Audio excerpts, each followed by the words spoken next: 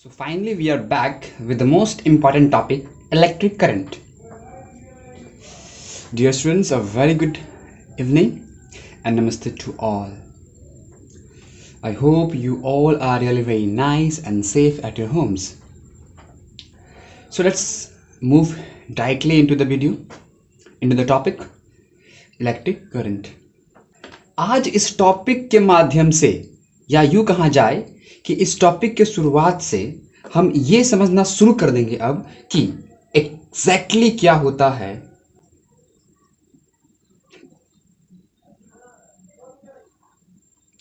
जब हम किसी टॉर्च के स्विच को ऑन करते हैं और बल्ब ग्लो करता है. What exactly happens in between. And also ये जो इसके अंदर एक सेल लगा रहता है, बैटरी आप बोल सकते हैं वैसे, तो इस बैटरी और ये सेल क्या काम कर रहा है, क्या यूज है इसके अंदर, आज से कहीं ना कहीं ये सारी बात अब आपको समझ में आने लगेगी. आज से पहले हम जो भी पढ़े वो सारे पढ़े किसके बारे में, तो चार्ज के बारे में. आज के बाद भी हम जो पढ़ेंगे चार्ज के बारे में पढ़ेंगे. अंतर ये है कि आज से पहले चार्ज कहाँ था, रेस्ट में. आज के बाद चार्ज कहाँ रहेंगे, मोशन में. यानी कि मोशन में ही चार्ज की बात अब से होने वाली है. तो पहले कुछ एग्जाम्पल समझते हैं इलेक्ट्रिक करंट को समझने के लिए, कुछ कहानियां देखते हैं, फिर आगे देखेंगे कि क्या है एग्जैक्टली इलेक्ट्रिक करंट.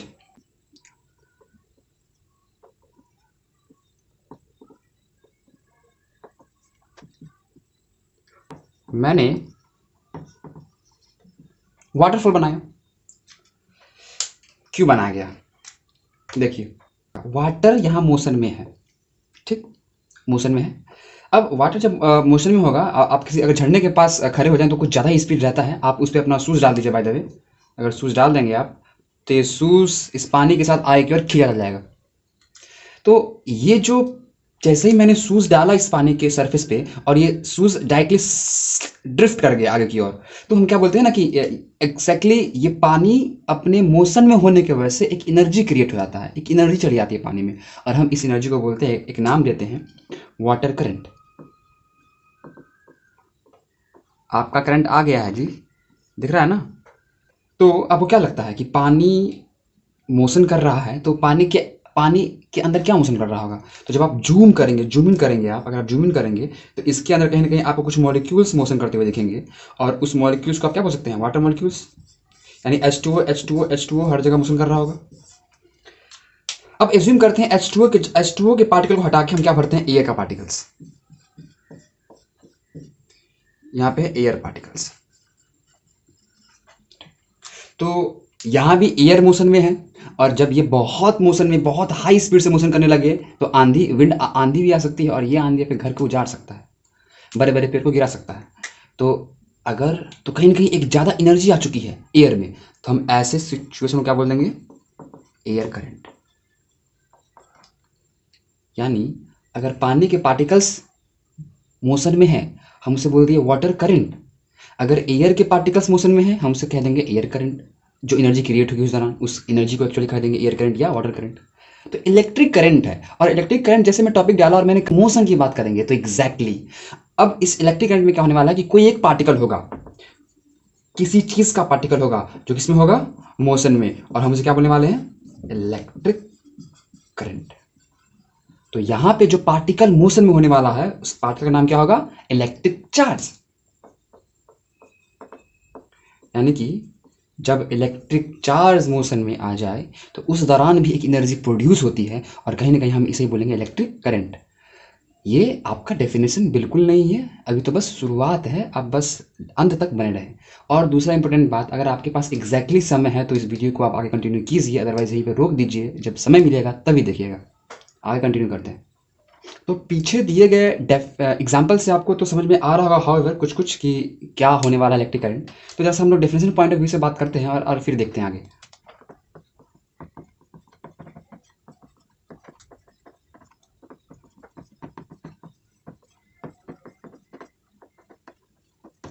यानी कि rate of flow of electric charge is called electric current.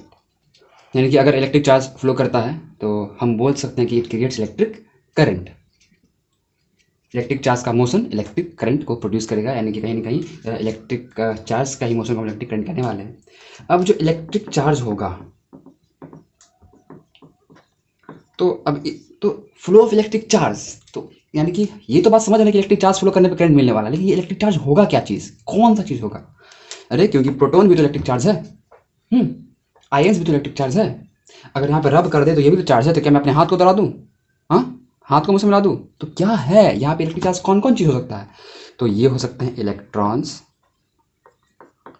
ठीक, ये हो सकते हैं आपके पॉजिटिव और नेगेटिव आयंस, ठीक है। यानी कि आप कह सकते हैं जो इलेक्ट्रिक चार्ज और डिफरेंशियल में आया है, यानी ये एक्चुअली क्या होते हैं, एक्चुअली या तो इलेक्ट्रॉन्स होते हैं या नहीं तो पॉजिटिव और नेगेटिव आयंस होते हैं। सॉलिड और गैस में मेनली इलेक्ट्रॉन्स रोल प्ले करते हैं और लिक्विड में नेगेटिव और पॉजिटिव आयंस। केमिस्ट्री में जब आप पढ़ेंगे कहीं ना कहीं chapter related to electric current, तो आप वहाँ पे पॉजिटिव और नेगेटिव आयंस के बारे में जानेंगे। हम लोग इस चैप्टर में मेनली इस इलेक्ट्रॉन्स के साथ गेम प्ले करने वाले हैं। ये जो आपका सेक्शन मिलने वाला आएगा वीडियो का, जो भी इलेक्ट्रॉन के साथ काम होने वाला है। अब हम एक क्वेश्चन देना चाहते हैं आप लोग को।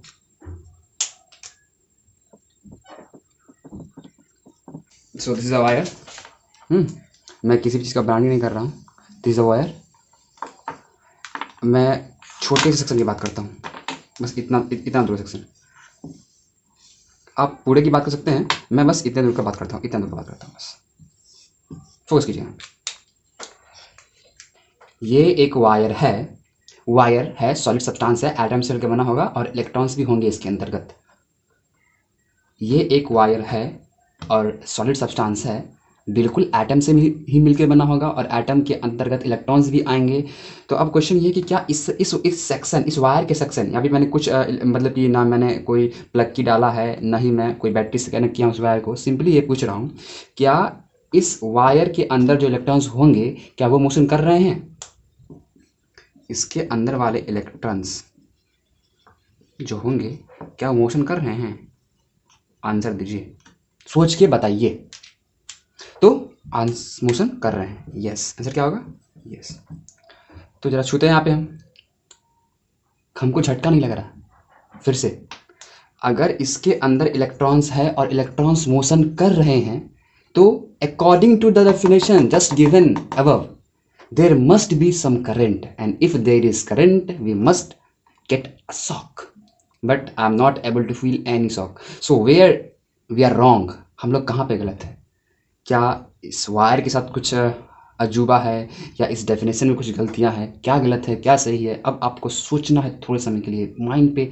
अब मतलब कि साइंस है ना कि आपको एक आर्टिस्ट के इन्वेस्टिंग माइंड की तरह पढ़ना पड़ेगा। ऐसा नहीं कि एक मार्क्स गेन करने के लिए गए, बुक का लाइन पढ़ लिए हो गया। ओके, ये सब काम एग्जाम के टाइम में करेंगे। अभी सोचना है कि क्योंकि डेफिनेशन ये बोल रहा है कि the rate of flow of electric charge is called current, यानी कि कहीं इलेक्ट्रॉन्स फ्लो करेंगे, चार्ज फ्लो करेंगे तो करंट मिलेगा।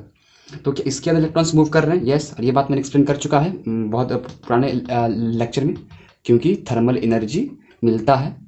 अरे इसके अंदर इलेक्ट्रॉन्स रैंडम मोशन करेंगे ना, अरे मैटर नहीं पढ़ रहे हम लोग, और मैंने इसी लेक्चर में बताया भी है कि मोशन करेंगे। तो जब इसके अंदर इलेक्ट्रॉन्स मोशन कर रहे हैं नॉर्मली, तो फिर करंट मिलना चाहिए, करंट क्यों नहीं मिल रहा है? तो सो अब आके इस लॉजिक को हम लोग समझते हैं कि क्या हो रहा है। जूम करते हैं।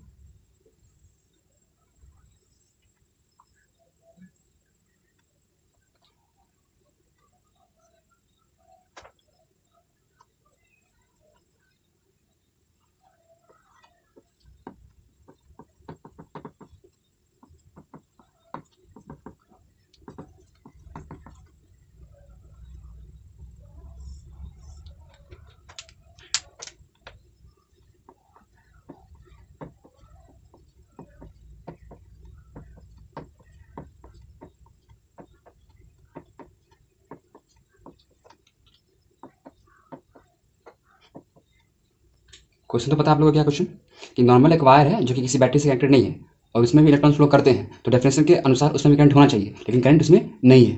ठीक, यानी और इस बात का पता कैसे चलेगा? तो हम लोग उस वायर को छुएंगे, टच करेंगे तो उसमें कोई शॉक नहीं लगेगा। अब नेक्स्ट बात क्या है कि तो आप समझते हैं ऐसा क्यों हो रहा है, और क्यों बैटरी लगाने के बाद या इलेक्ट्रिसिटी से जब कनेक्ट कर देते हैं तभी शॉक क्यों लगता है? तो इस बात को समझते हैं। ये आपका नॉर्मल कंडीशन, यानी कि आप इसे अनबायस्ड कंडीशन कह सकते हैं। ठीक है, जब एकदम सिंपल वायर को मानो कि काट के लाएं और यहाँ पे रख दिए हैं, अब समझते होने क्या वाला है। इसके अंदर इलेक्ट्रॉन्स के मोशन को दर्शाइए।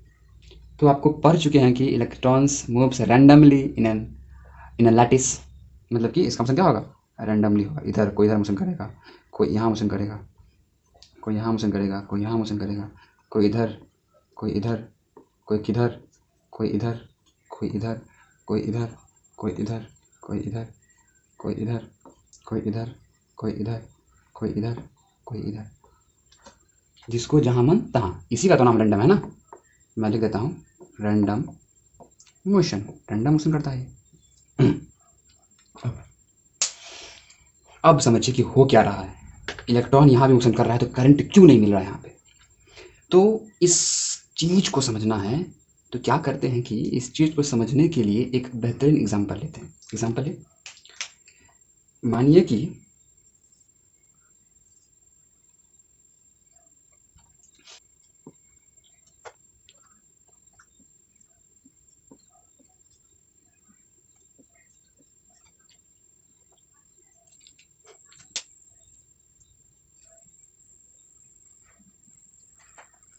ये सतीश जी का घर है। ये सतीश जी का घर है। सतीश जी एक ऐसे घर में रहते हैं जहाँ उनके मॉम, उनके पापा और सतीश, बस 3 लोग रहते हैं। ठीक, बड़ी ही प्रचलित आदमी, और इस कारण से इनके बड़ी बिग सर्कल है फ्रेंड का, बिग फ्रेंड सर्कल, लार्ज बोलिए। क्योंकि सतीश जी बहुत ही चर्चित है अपने दोस्तों में, अपने स्कूल में, तो उनका जो फ्रेंड सर्कल है बहुत ही लंबा चौड़ा है। बहुत दिनों से लॉकडाउन में परे परे घर में बोर तो हो ही गए थे। लॉकडाउन कुछ दिन पहले छूटा था, और क्योंकि सारा काम अस्त व्यस्त हो गया था लॉकडाउन के दौरान, तो इनके मम्मी पापा कुछ चीज़ों को सही करने के लिए मतलब स्टेट से बाहर जा रहे थे। ठीक है, तो अब 2-3 दिन तक मम्मी पापा नहीं आने वाले हैं।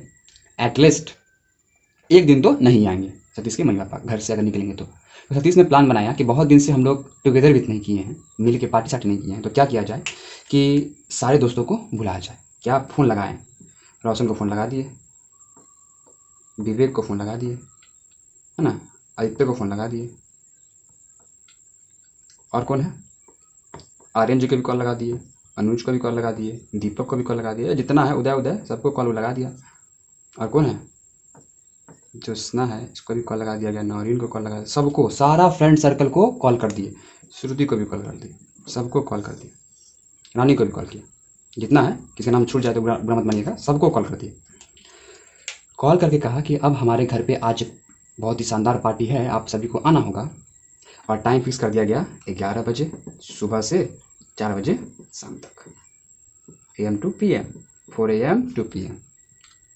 इनके पापा 10:30 से घर से निकल जाएंगे, और फिर 10:30 बजा पापा सतीश के घर के बाहर मम्मी के साथ, घर खाली। तुरंत आधा घंटा में सबको कॉल किया, डीजे एकदम, और डीजे भी मंगवाया घर के अंदर। उसके बाद सारे कोल्ड ड्रिंक्स मंगवा लिया, दोस्त है तो अब दारू तो चलेगा नहीं ना, तो उसे भी आने बंद है। चलिए, फिर जितने भी स्नैक्स होते हैं, उसके बाद लंच का भी व्यवस्था हो गया, सब कुछ, मतलब पार्टी में जो जो चीज़ सबका व्यवस्था हो गया, लाइटिंग का व्यवस्था हो गया। सभी लोग आधा घंटे का सारा काम कर लिया, सब कुछ पहले से फिक्स था, सारा काम आधा घंटे के अंदर हो गया। अब सारे दोस्त 11 बजे इकट्ठे हो गए एक रूम में। मानिए ये क्या है, रूम है, इसमें सारे लोग इकट्ठे, इसमें डीजे वीजे सब कुछ लग गया, और लंबा सा रूम था, सब लोग अट गए इसके अंदर, एकदम पूरा रूम भर गया। ये सब कौन है, इनके दोस्त है।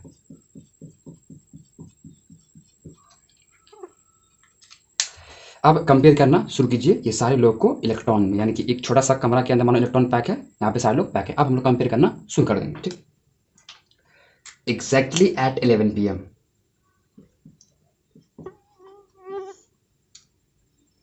ब्रेकअप हो गया।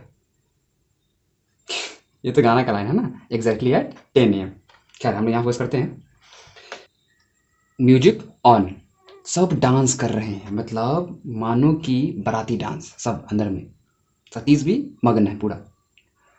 अब इसके डांस के मोशन को, बाराती डांस वैसे भी एक रैंडम होता है किसी भी डायरेक्शन में, यानी क्या कहने का मतलब, एकदम इलेक्ट्रॉन की तरह इन्ने जा सकता है, उन्ने, सब जहां मन करे वहां मोशन कर सकता है।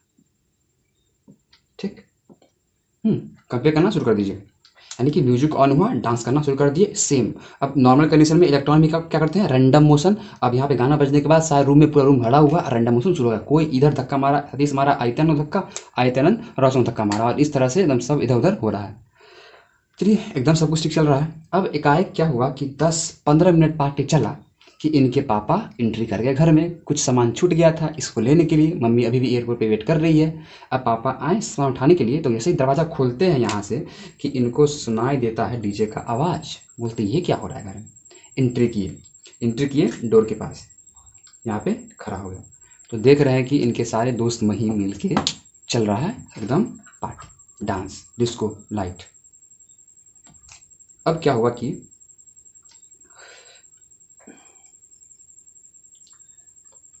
समझिएगा, एंट्री किनका एंट्री हो रहा है, पापा का एंट्री हो रहा है। यहाँ पे एंट्री लेने वाला है एक बंदा, यहाँ भी एक एंट्री लेने वाला है, जैसा आप फोकस कीजिएगा, यहाँ पे कोई एंट्री लेगा।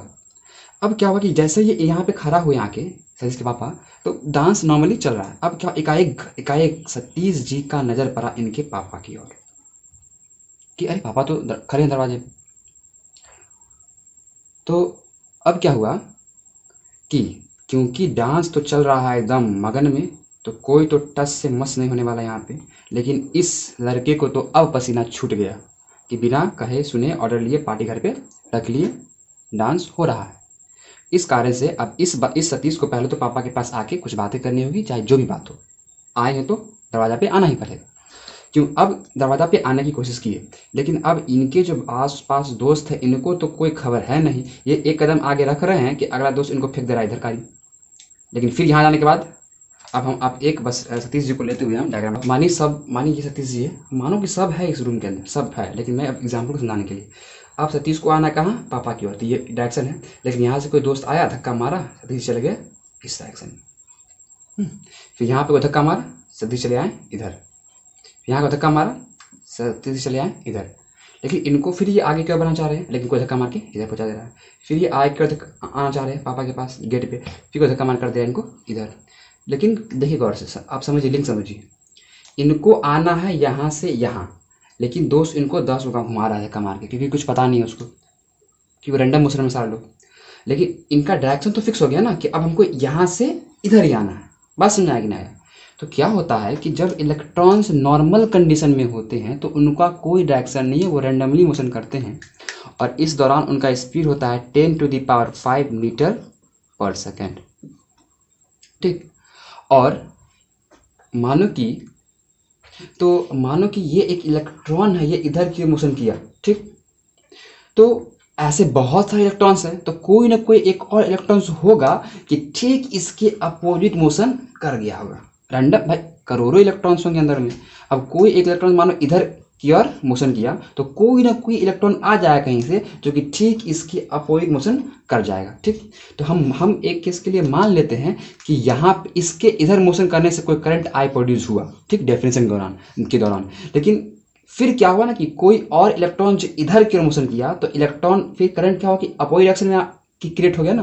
अगर एक करंट इस डायरेक्शन के कारण क्रिएट हो रहा है, तो एक करंट इस डायरेक्शन के कारण भी क्रिएट किया, और एक आई इधर क्रिएट हुआ और एक सेम इधर, नेट क्या हो गया, 0। यानी कि कोई नेट करंट प्रोड्यूस हुआ ही नहीं। यानी कि एक आई एक डायरेक्शन में क्रिएट हुआ, एक आई इस डायरेक्शन में, तो नेट इफेक्ट क्या हो गया, 0।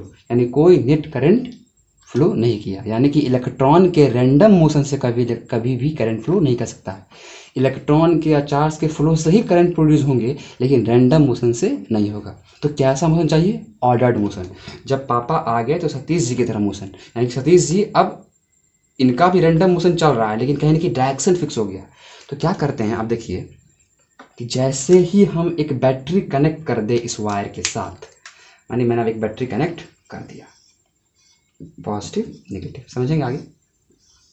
एक सेल मैंने कनेक्ट कर दिया, तो जैसे ही सेल आया मानो कि गार्जियन आ गए, अभी भी इलेक्ट्रॉन रैंडम मोशन करेगा, ठीक, यानी कि अब इसको मिटा के हम क्या करते हैं कि अब आपको एक इलेक्ट्रॉन से कंसेप्ट को समझाते हैं। अभी मान को एक इलेक्ट्रॉन्स है, ये रैंडम मोशन करेगा इधर, इधर ही करेगा, लेकिन जैसे ही अब क्या होगा ना कि ये जो बैटरी चलाया, यानी कि यहाँ पे पॉजिटिव चलाया, तो अब क्या हो रहा है ना कि ये सारे इलेक्ट्रॉन्स अब इस पॉजिटिव की ओर अट्रैक्ट होंगे। कि जो पॉजिटिव हुआ इस पॉजिटिव की ओर अट्रैक्ट होना चाहेंगे। ठीक, एक निगेटिव हमेशा पॉजिटिव पर आएगा ना, तो जैसे ही मैंने बैटरी लगा दिया, मानो कि अब सतीश जी गार्जियन आ गया, ये सतीश जी है, तो अब क्या होगा कि सतीश जी का डायरेक्शन हो गया इधर की ओर। ये इलेक्ट्रॉन चला इधर एक स्टेप, लेकिन तुरंत कोई मिला एक इनका दोस्त और धकेल दिया इधर। अब ऐसा नहीं कि ये इधर के टकरा के फिर चले जाएंगे इधर, ऐसा नहीं होगा। क्यों? क्योंकि इनका डायरेक्शन भाई फिक्स है। जैसे ही होश में आएंगे फिर अपना डायरेक्शन पॉजिटिव की ओर ही कंटिन्यू करेंगे। फिर कोई दोस्त होगा, इनको धकेल के ला देंगे इधर, कोई दिक्कत नहीं है। ये फिर भी इधर की ओर मोशन करना चाहेंगे।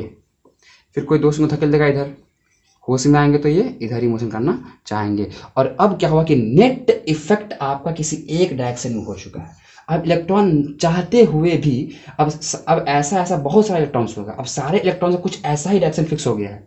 अब कहीं ना कहीं कुछ ना कुछ अब जो केस था कि एक इलेक्ट्रॉन मतलब इधर माना तो सेम को इलेक्ट्रॉन इधर मोशन करने का जो नेट चार्ज जीरो हो रहा था, अब तो सारे इलेक्ट्रॉन का कुछ ना कुछ डायरेक्शन फिक्स हो चुका है, यानी वो कहीं ना कहीं इधर की और ही उन्हें मोशन करना है। तो अब कुछ नेट करंट प्रोड्यूस होगा, क्योंकि अब एक मतलब कि बैटरी के चले आने से या सेल के चले आने से एक इलेक्ट्रॉन्स का ऑर्डर्ड मोशन आ चुका है, और इलेक्ट्रॉन का ऑर्डर्ड मोशन आ गया, then they will be a current. Get that? Water भी एक ऑर्डर्ड वे में मोशन करते थे, इस कारण से कहीं उनमें करंट आया था। तो इलेक्ट्रॉन का जब ऑर्डर्ड मोशन होगा, रैंडम मोशन नहीं, ऑर्डर्ड मोशन, तब जाकर करंट आएगा। इस कंडीशन में जो इनका स्पीड हो जाएगा 10⁻⁴ मीटर पर सेकेंड।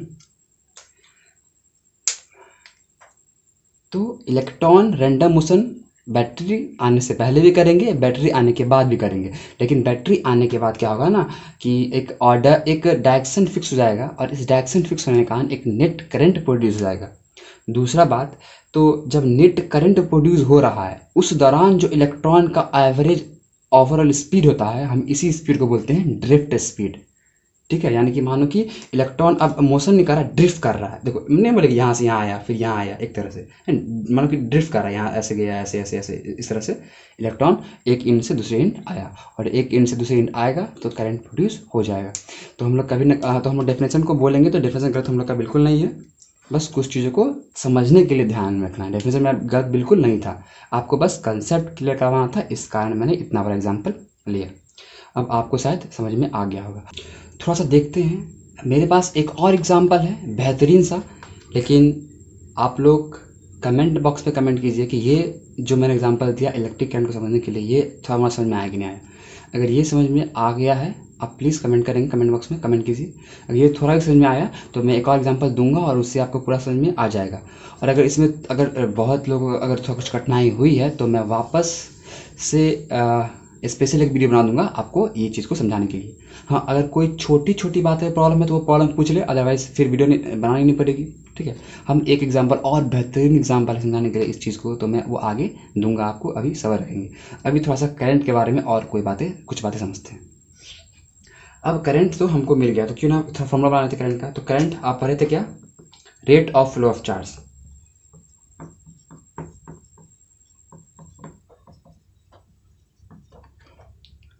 चार्ज का दर। तो करंट को हम डिनोट करते हैं कैपिटल आई से, स्मॉल आई से भी करते हैं, लेकिन जो करंट के बारे में हम लोग 10th में पढ़ रहे हैं, इस करंट के बारे में हम लोग स्मॉल आई से डिनोट नहीं करेंगे। हम लोग जिस करंट को स्मॉल आई से डिनोट करते हैं वो होता है अल्टरनेटिंग करंट, तो उसकी बातें ज़्यादा नहीं करना है। तो आपको अभी याद रहे कि कैपिटल आई ही लिखना है, कहीं गलती ना हो आपसे। तो मैंने क्या आई से किसको डिनोट करते हैं? करंट को। आपको पहले से पता है कि हम लोग चार्ज को डिनोट करते हैं कैपिटल क्यू या स्मॉल क्यू से, दोनों में से कुछ लिख सकते हैं आप। और टाइम भी आया है सरकार, तो टाइम को भी वैल्यू दीजिए, और टाइम पे सबसे ज़्यादा इंपॉर्टेंट है। देखिए, small T capital T small T, बाबू दोनों का अलग अलग नोटेशन है, बात कभी ना भूले आप। कैपिटल टी से टाइम पीरियड डिनोट होता है, ठीक है ना, और स्मॉल टी से मेन टाइम जो चल रहा है। तो ये सब बातें समझ में आ रही है। अब rate of flow of charge. तो हम लोग सिंपल डेफिनेशन समझ चुके हैं, फील भी कर चुके हैं, आप डायरेक्ट फॉर्मूला वाइज बात करते हैं। So what is the current? Current is rate of flow of charge, है ना।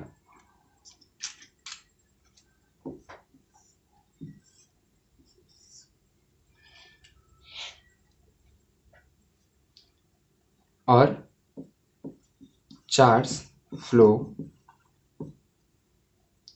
पर यूनिट टाइम, हम इसे क्या बोलेंगे? करंट, इलेक्ट्रिक करंट, है ना। Charge flow per unit time यानी कि क्या, मानिए क्या कि 5 सेकेंड में 10 कूलम चार्ज फ्लो किया। मतलब कोई एक बॉडी है, इस बॉडी से किसी दूसरे बॉडी पे चार्ज फ्लो किया तो 10 कूलम चार्ज फ्लो करवाएं कितने सेकंड में? 5 सेकंड। तो यूनिट सेकंड में जो फ्लो होगा यानी कि यूनिट टाइम में, हम उसे क्या बोलेंगे? करंट। यानी कि 1 सेकंड में कितना फ्लो करेगा? 10/5, है ना, कूलम पर सेकंड। तो ये क्या हो जाएगा? ये क्या होगा? करंट। तो करंट को हम लोग ऐसे निकालते हैं। अभी हम लोग न्यूमेरिकल नहीं कर रहे हैं, आपको आगे समझाते हैं। चलिए, यूनिट टाइम में, है ना, तो समझिए गौर से। अब हम इसको जनरलाइज करते हैं। जनरलाइज देखिए कैसे करते हैं। यानी टी टाइम में क्यू चार्ज फ्लो किया, समझिए बात को। टी टाइम में, टी मतलब क्या है? 5 सेकंड में 10 कूलम। तो यूनिट टाइम में जो कितना चार्ज फ्लो करेगा उसे क्या बोलेंगे हम लोग? करंट, ही ना। तो ये क्या हो गया आपका? I. So I equals to Q upon T. So we have formula I equals to Q upon T. अब इसको आप लिख सकते हैं I equals to N E by T. याद आया equation? Q equals to N E, quantization of charge. Okay, अब बात करते हैं इसका एसआई यूनिट का। तो वेरी इजी, चार्ज का कूलम, टाइम का second. So SI unit of current is Q by T equals to coulomb per second. और इसी को हम लोग शॉर्ट में क्या बोलेंगे? एम्पियर। या तो कैपिटल ए से नोट कीजिएगा या स्मॉल ए शुरू करके एम्पियर लिख दीजिएगा।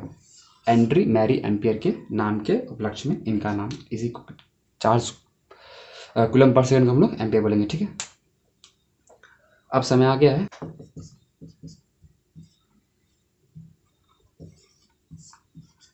On T equals to N E by T. ये एक बात।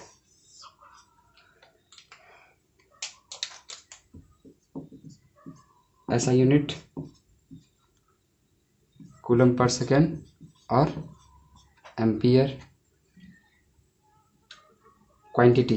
ये कौन सा क्वांटिटी है? तो बिना कोई लफड़ाएं पड़े हुए स्केलर क्वांटिटी है।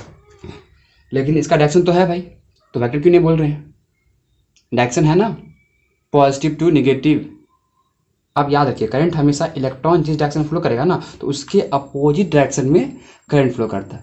क्योंकि डायरेक्शन ऑफ करंट का जो लोचा, बहुत बड़ा लोचा हुआ, मतलब कि हिस्ट्री में ही हम लोग ठीक ढंग से साइंटिस्ट लोग नहीं समझ पाए इस बात को, और इसीलिए आज हम लोग अपोजिट डायरेक्शन ये वो पढ़ते हैं। आपको बस याद रखिए, पॉजिटिव चार्ज के डायरेक्शन में करंट फ्लो करेगा या इलेक्ट्रॉन के अपोजिट डायरेक्शन में। आगे सर्किट बनाएंगे, वहाँ बताएंगे आपको। तो चार्ज क्या है कि स्केलर क्वांटिटी है, लेकिन इसके पास डायरेक्शन होता है। अगर कोई पूछे कि चार्ज कौन सा क्वांटिटी है, तो वो एक स्केलर क्वांटिटी है। लेकिन फिर बोलेंगे कि चार्ज के पास डायरेक्शन होता है, फिर स्केलर क्वांटिटी क्यों? तो ये वेक्टर लॉ ऑफ एडिशन को फॉलो नहीं करते हैं। यानी कि इसका मतलब सिंपल क्या हुआ, उतना क्या, ये सिंपल अलजेब्राइक एडिशन से ऐड होते हैं। यानी कि सिंपल अलजेब्रा से ये ऐड होगा। मानो कि एक करंट है वायर से 1 एम्पियर और यहाँ आया 2 एम्पियर, तो यहाँ कितना होगा? बस 1 + 2 3। तो ये सिंपल अलजेब्रा है ना। तो क्वांटिटी कैसा है? Scalar quantity. जरा 1 एम्पियर डिफाइन कर ले हम लोग, सब बात कर लेते हैं ना एक बार में। नहीं, टास्क यस टास्क। आप लोग 1 एम्पियर को डिफाइन करके आएंगे, व्हाट इज 1 एम्पियर, और इसे हम लोग बोल सकते हैं कि define SI unit of current. या तो 1 एम्पियर डिफाइन कीजिए, क्वेश्चन ऐसा कहता है, या बोलता है define SI unit of current, बात सेम हुआ।